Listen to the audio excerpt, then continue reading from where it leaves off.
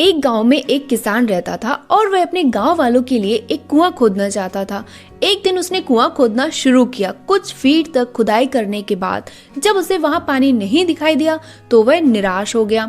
फिर उसने सोचा शायद दूसरी जगह खोदने से पानी निकल आएगा और इस तरह उसने 6-7 जगहों पर गड्ढे खोद डाले, लेकिन कहीं पर भी उसे पानी नहीं मिला और फिर वह बहुत ज्यादा दुखी होकर घर वापस आ गया।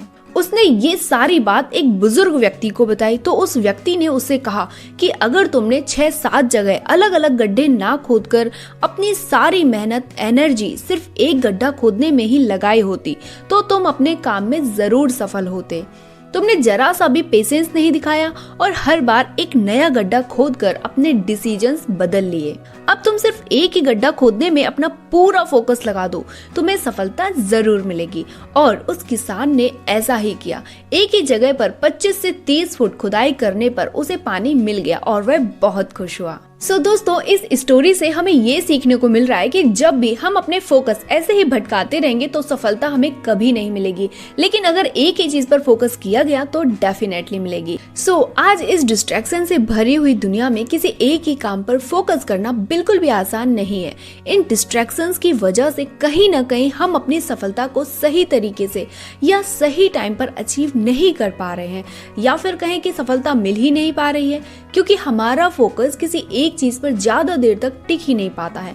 फिर हम एक साथ कई चीजों को ट्राई करने लग जाते हैं और फिर खुद को ही कोसते रहते हैं। इसलिए लाइफ में बड़ी से बड़ी सफलता को पाने के लिए उस पर फोकस करना बहुत जरूरी है और वही हमारे लिए सबसे मुश्किल काम होता जा रहा है। आज के वीडियो में ऑथर क्रिस बेले की बुक हाइपर फोकस की हेल्प से हम जानने वाले हैं कि कैसे हम अपने फोकस को हाइपर फोकस बना सकते हैं, लेकिन इसके लिए सबसे पहले फोकस्ड रहना सीखना पड़ेगा। फोकस यानी किसी चीज या काम पर पूरी तरह से ध्यान देना होता है और हम सभी के पास किसी भी काम को करने या उसे समझने के लिए एक निश्चित समय और एनर्जी होती है। जब भी इस एनर्जी और टाइम को हम किसी एक काम पर 100% लगा देते हैं तो उस काम में सफल होने की पॉसिबिलिटी 100% बढ़ जाती है। वहीं जब अगर हम मल्टीटास्किंग करेंगे तो हमारी एनर्जी भी हर काम में थोड़ी थोड़ी बढ़ जाएगी, जिससे कि किसी एक काम पर पूरा फोकस बिल्कुल नहीं हो पाएगा। इसलिए अपने काम में सफल होने के लिए एक प्रोडक्टिव व्यक्ति बनने की जरूरत है और प्रोडक्टिव व्यक्ति वह होता है जो अपना ज्यादातर टाइम और एनर्जी अपने पर्पसफुल कामों पर लगाता है, और ऐसा वो तभी कर पाएगा जब उसके पास हाइपर फोकस होगा। तो ये हाइपर फोकस क्या है?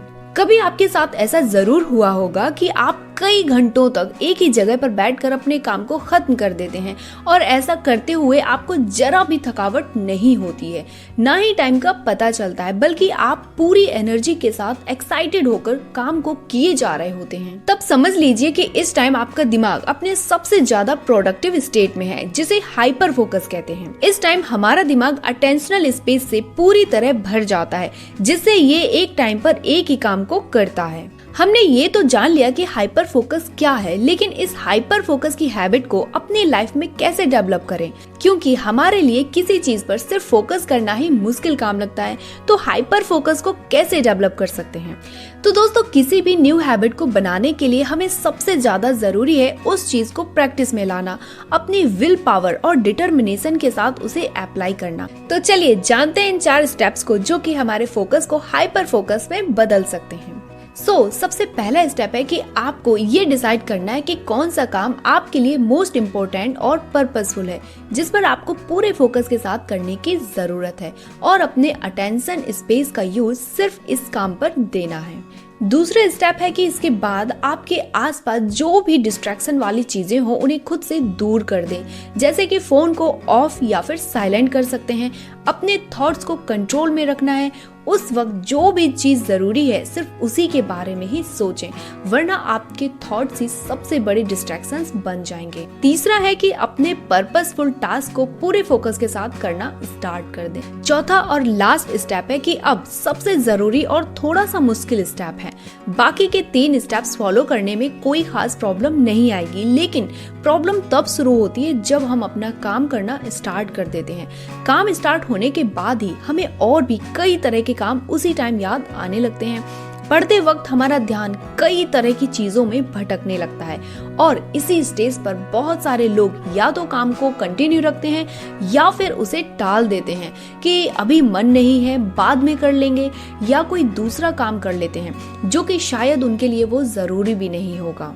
तब ऐसे टाइम पर मन को शांत करके आराम से सोचने की जरूरत है कि आखिर वो काम करना आपके लिए जरूरी क्यों है, तभी आप उस पर फोकस कर पाएंगे। और जब आप डिटर्मिनेशन और कंटिन्यू फोकस के साथ लगे रहेंगे तो आपका फोकस हाइपर फोकस में बदल जाएगा और इसके लिए आपको लगातार प्रैक्टिस करते रहना पड़ेगा। आपने जाना कि आज की इस डिस्ट्रैक्शन भरी लाइफ में अपने किसी एक काम पर पूरी तरह फोकस करना कितना ज्यादा डिफिकल्ट हो रहा है एंड अपने काम को फोकस के साथ कैसे करना चाहिए ये भी आप जान गए हैं। वीडियो अच्छा लगा हो तो प्लीज वीडियो को लाइक करें, शेयर करें। चैनल पर पहली बार आए हैं तो प्लीज चैनल को सब्सक्राइब करना बिल्कुल ना भूलें।